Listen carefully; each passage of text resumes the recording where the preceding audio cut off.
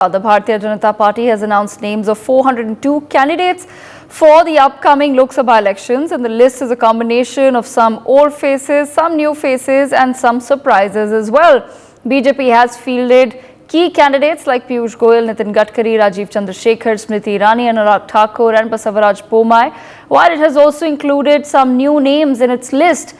Actor Kangana Ranaut and Arun Govil will also be contesting the Lok Sabha polls on the BJP ticket. BJP national spokesperson Anil Anthony has been fielded in Kerala. Basuri Swaraj, daughter of Sushma Swaraj, will be contesting from New Delhi Lok Sabha constituency, while Justice Abhijit Gandopadhyay will be contesting from Tamluk. Rekha Patra, the woman who led Sandesh Khali protests against the now suspended TMC leader Sheikh Shahjahan, has also been rewarded with a ticket. Leaders who recently joined the Bharatiya Janata Party have also been given Lok Sabha tickets, such as Sita Soren and former Congress leader Naveen Jindal. On the other hand, the BJP has also dropped certain names from its list like Varun Gandhi, Gautam Gambhir, possibility of General VK Singh, Harshvardhan and Meenakshi Lekhi amongst others. What really is then the strategy of the BJP? I take this conversation forward with all of our political analysts and editors who are joining us on the broadcast. Pankaj Bora, Professor Madhav Nalapad, Himanshu Bhatt and Vipin Sharma. Let me begin this conversation with Mr. Pankaj Bora. Mr. Bora, as far as some of the key names are concerned, of course there is a large, hard and fast belief that as far as the Bharatiya Janata Party is concerned, most people end up winning the election on the basis of the Prime Minister himself. He ends up being the biggest face, biggest name for the party on all possible seats. But as far as some of the old faces that have been retained, sir, what is your assessment and what do you feel was the basis of the decision on which certain names were possibly dropped and certain names were retained? Answered your question yourself by saying that whatever the BJP's list is, all of them win only because of the Prime Minister and because of his charisma. In this era, the BJP, there are very few individuals within BJP who can win on their own steam. And all of them are directly dependent or are solely dependent on the Prime Minister.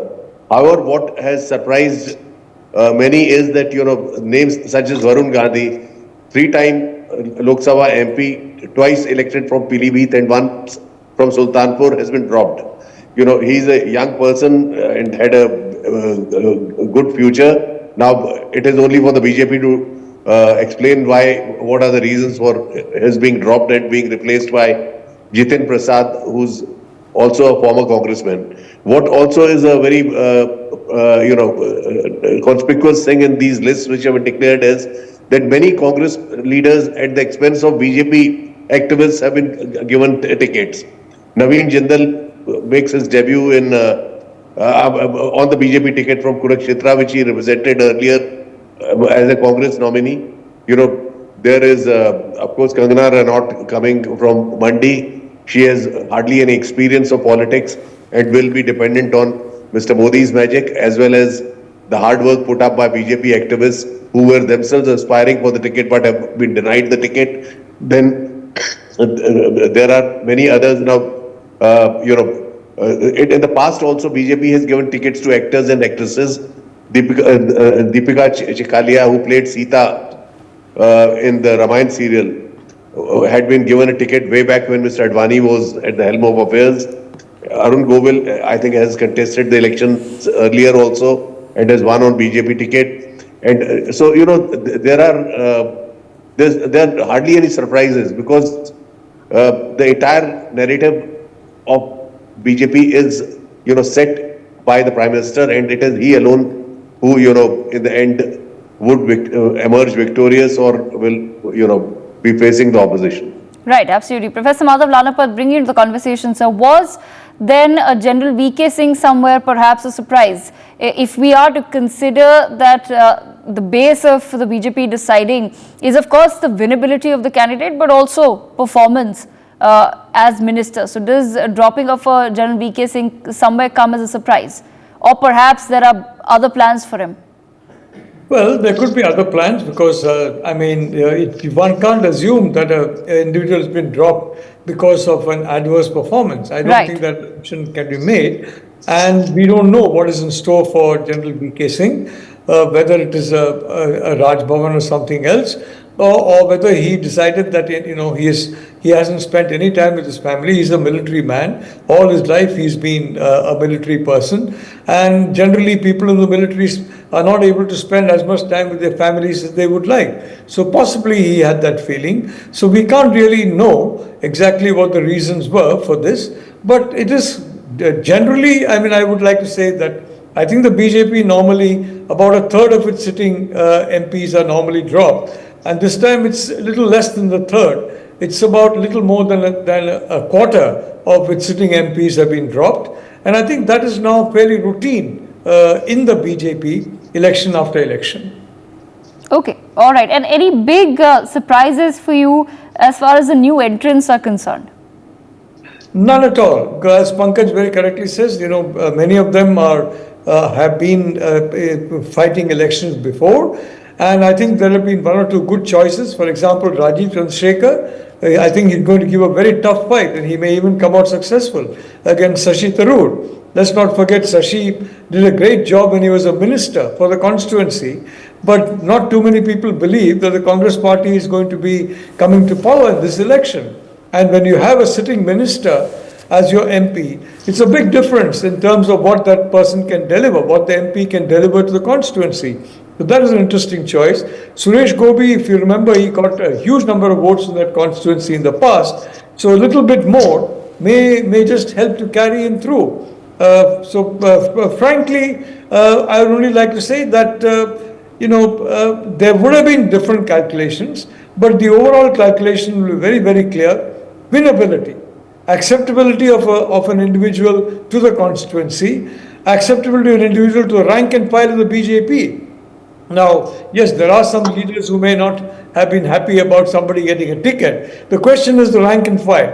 Will the rank and file fall in line?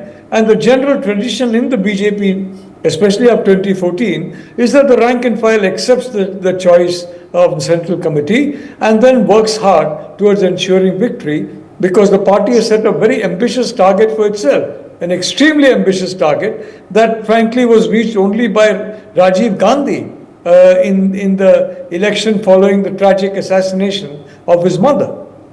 Right, absolutely. I'll come to you in just a moment. So, Himanshu Bhatt, bring you into the conversation. Your thoughts, sir, on some of the names that have been now put out in some of the first lists of the BJP, 402 candidates announced. Have there been any big surprises for you? Not much surprises, but unexpected lines. When we talk of Modi 3.0, there are going to be a few names. See, the nucleus and the caucus might remain the same, but there are going to be some additions which will add value to that nucleus. And I foresee some of the candidates.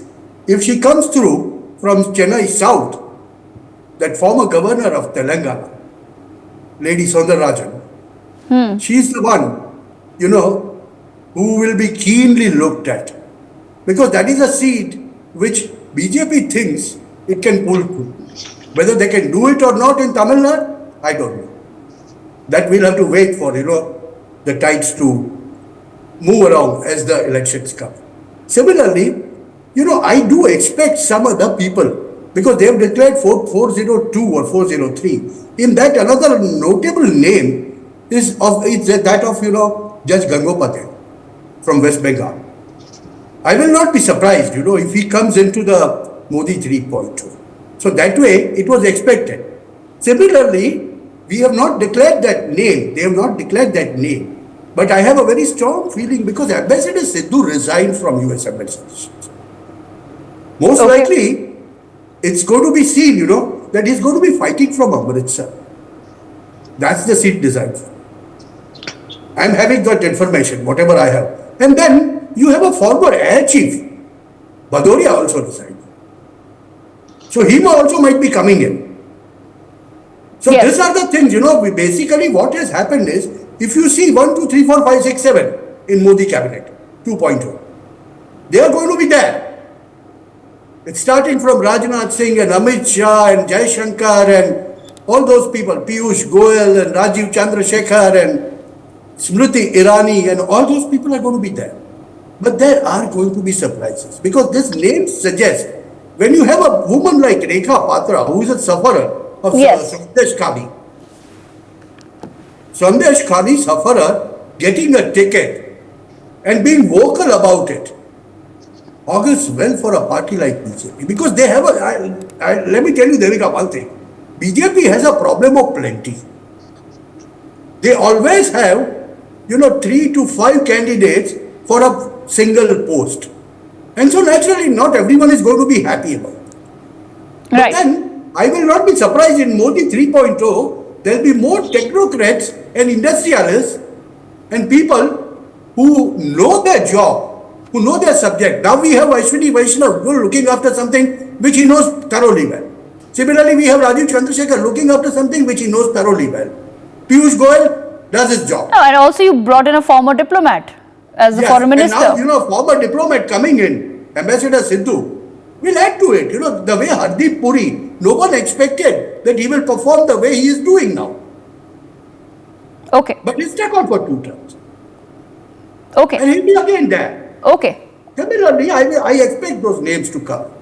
Okay, all right. I want to bring in Bipin Sharma as well. Bipin Sharma, your first thoughts on some of the names that have been added and some of the names that have been dropped. Varun Gandhi, Gautam Gambhir, some of the younger names dropped. What do you make of that?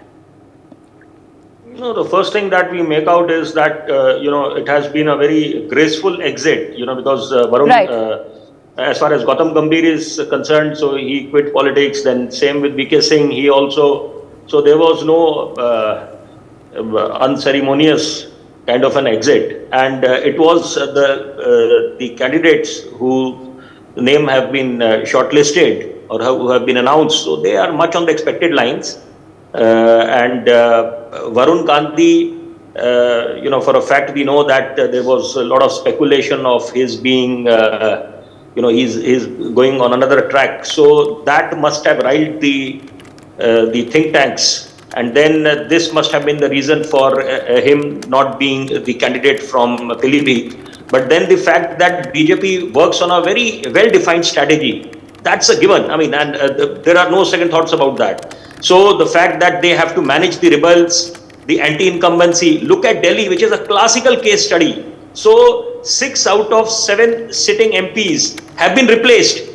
And then all is, peaceful. So you don't hear anyone, no ranting. So, which sends a very clear message that the leaders adhere to the diktat of the High Command. And you have the Pradhan Sevak, which is the Prime Minister. He calls himself the Pradhan Sevak. Then you have the Karyakartas, and Kangana, we know, when her name was announced, so she said, no, I'm going to be a Karyakarta of the BJP. And when she was expressing her gratitude to the PM and the BJP for reposing faith on her. And then I think the challenges are numerous, but then BJP, what are their slogans this time? Modi ka parivar, Modi ki guarantee. And that era of India shining is past.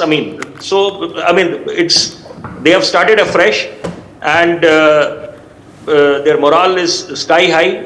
And elections are all about perception. And because look at Congress, which has been in the government for the last 54 years post-independence. But then look at them. They are content playing the role of the second fiddle. So Right. I think any party that takes every election seriously and professionally will clinch the battle. Okay. And that is all that matters. Okay. Professor Nalapat, coming back to you, sir, and talking of gracious exits, how do you think that the BJP has then managed to achieve this, given that in the past somewhere we have seen how not getting a ticket becomes a very bitter battle. It leads to a lot of party hopping. You see ministers leaving one party, going to another simply because they didn't get a ticket after maybe being in power for, say, 5 years, 10 years, or for extensive terms. How do you think the BJP has then managed to achieve some sort of dignity as far as exit from public life is concerned? I think, as has correctly been said by Pankaj, the overwhelming importance of Prime Minister Modi in the election is very, very clear. This election is basically fought on the theme of a third term for Prime Minister Modi, built on the basis of of the 2 terms he is completed. So, from that point of view, given the perception that the BJP is on a very strong wicket, thanks to the performance of the Prime Minister, I think there will be less incentive to create a problem, frankly.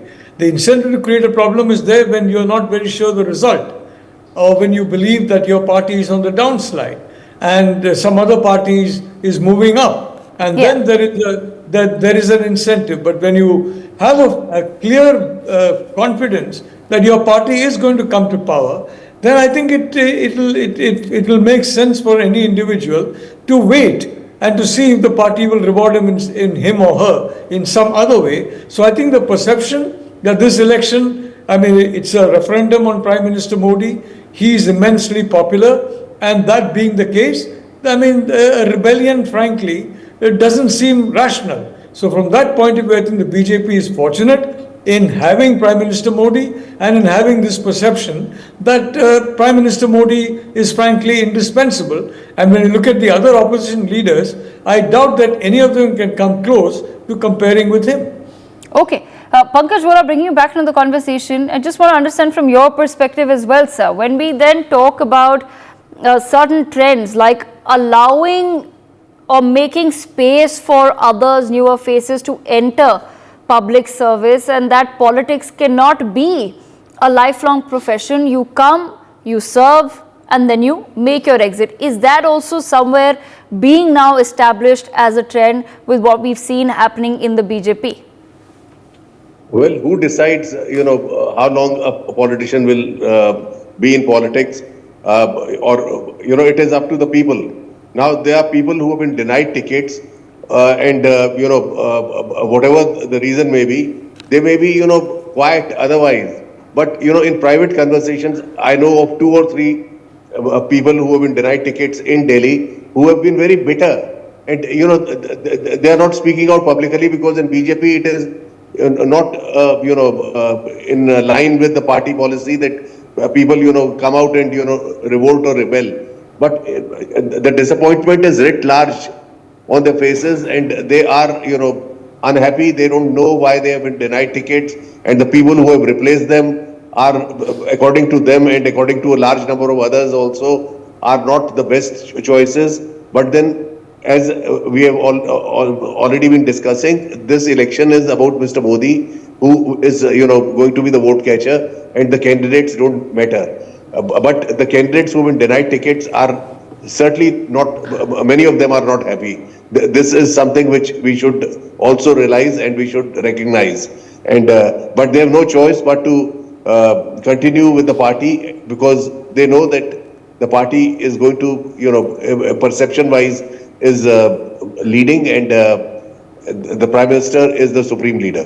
But Mr. Vora, that's precisely what my question is. That somewhere does one also need to realize that public service perhaps does not only mean that after a certain age one joins politics and then for the rest of your life you're only into politics. We see that how politicians come from different walks of life, right? Journalists become politicians, actors join politics, industrialists do that as well. So I just want to understand from you, could this perhaps be setting some sort of a trend in the nation that you've served elsewhere, then you've served the public through the medium of politics, and now perhaps it's time to find another way to serve the nation? I don't think so. I don't think so. People who are in public life remain in public life. Their life does not end after they are denied a ticket. They find ways of coming back into relevance. In Maharashtra, for instance, there are at least 3 leaders who had lost the elections last time, but have bounced back into Rajya Sabha because, they managed to, manipulate their way up. So, politicians will find their way. They will know how to, get back into the center, whether they cross over to some other party or whether they find some other means. they have a knack of, getting back. And politics is basically about serving the people. Yes. And serving the people does not necessarily mean that they should be, nominated by the party they have served earlier. So they, somehow or the other make it and, are going to keep themselves relevant. Okay. Bipin Sharma, your thoughts on the same as well then. Now, all I'm trying to understand is that by dropping certain names that perhaps one would not have expected the BJP to drop, are they then trying to, as a party, send out this message that it's okay for someone to maybe contest for one term or perhaps 2 terms and then exit and make way for newer voices, newer ideas, newer people to come into politics and serve the public? See, Modi is known to be a tough taskmaster, and so similar is the case with Amit Shah. And these elections are primarily going to be fought on 3 main factors. One, the Ram Temple, whether we accept it or deny it, I mean, that's going to play a pivotal role. Second is Modi's charisma, and third is the astute strategy of Amit Shah, who's the modern day Chanakya. So these 3 factors will play a very key role. And then what was the message that BJP sent out when they did the last cabinet reshuffle, the expansion? OBC ki sarkar, mahilaon ki sarkar, professionals ki sarkar. So it was a balanced, holistic list. And that is precisely what the BJP has done by bringing out this 5th list, which comprises 111 candidates. So I think India may not be on the pattern of US, world's oldest democracy versus world's largest democracy, where elections, where it is a presidential form of election. But then, yet we all know for a fact that Lok Sabha polls in the present day scenario are all about choosing the PM. So that means, as Pankaj was rightly saying, I mean, Modi's charisma will play a very crucial role, and the world is divided into 2 sets of people as far as in the Indian context, Modi admirers and Modi critics, as simple as that.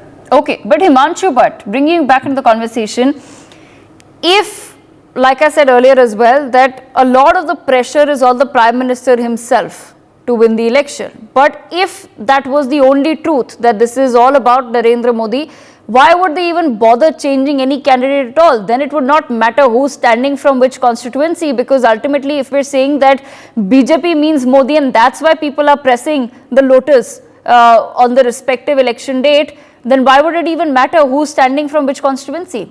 So clearly there is some sort of message or strategy that the BJP is trying to establish here by letting go of some people and bringing in some new people. No, it matters.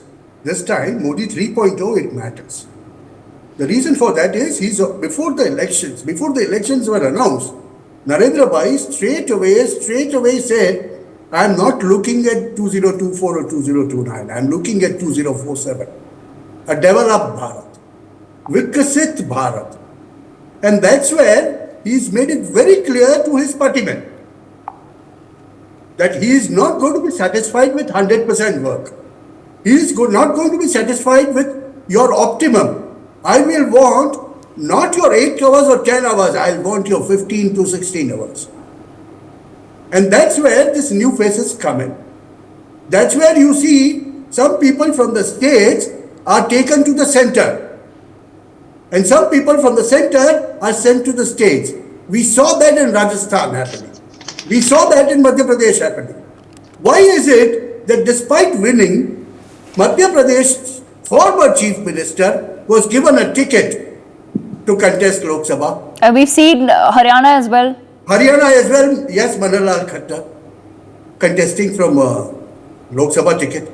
So what is happening here is, the signaling is very, very clear. The signaling is very, very clear. They know we are going to win. And that's why he said 370 and 400. Now that's a challenge upon himself. Let everybody say.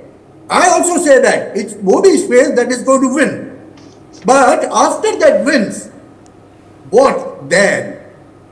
Is he going to flounder in 5 years? No, he cannot afford that, because the whole world is looking at him. Everybody, his critics, someone said his critics. I don't even say critics. Modi haters and Modi lovers are two sections of people today. I'm very, very clear about it.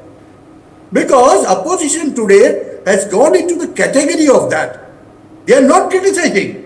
See, if you criticize Narendra Bhai, he will accept it. But when you hate it, he will not forget it. And that's what has been happening. And that's why it's not only Narendra Modi's face and charisma which is at stake. It's his work of 10 years which is at stake. Because the next 5 years will define the roadmap for Bharat. Where are we going to go? Are we going to become third and then progress to a developed nation by 2047? Okay. Coming 5 years will define that. And that's why this election, according to me, is very, very important. Maybe not from the contest point of view. And as somebody was saying, there is absolutely no contest. So, people who are unhappy cannot shift the sides. Because they are not sure whether if they go to the other side, whether they will go to the other side all right. they might get a ticket also. But will they win? Is that a guarantee?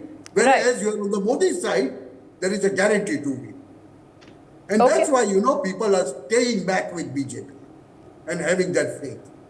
And in problem of plenty, you will always have this situation wherein so many stalwarts will be left behind. And this is going to happen. But that's the way of life. And that will have to be accepted. I'll give you an example like, Mr. Khattar, a former chief minister of Karnataka, was with BJP, went to Congress, came back to BJP, is given a ticket. He might have big ambitions. Right. But will it be fulfilled? Only the time will tell. Okay. All right. I have one last couple of minutes left. Professor Nalapa, leaving the last word with you, sir. Then, what do you feel is the BJP strategy in terms of picking the next set of leaders?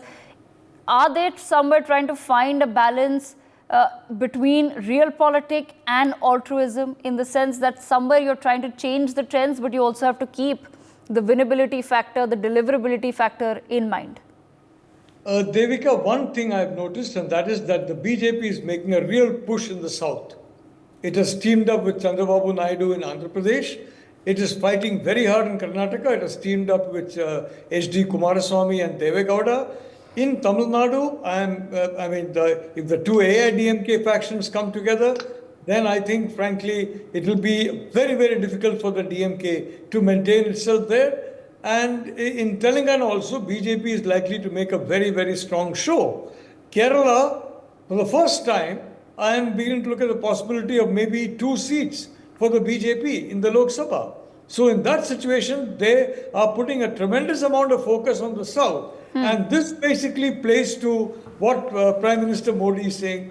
He is not, for the east, west, north or south. He is for all of India. And the second, what he is saying, which my friend Himanshu alluded to, which is that India is now becoming central in the world. And if you want it to become more and more central, more and more developed, well, then you need Modi 3.0. Right, absolutely. I thank all of our panelists for joining us. For more such videos, subscribe to the NewsX YouTube channel, hit the bell icon.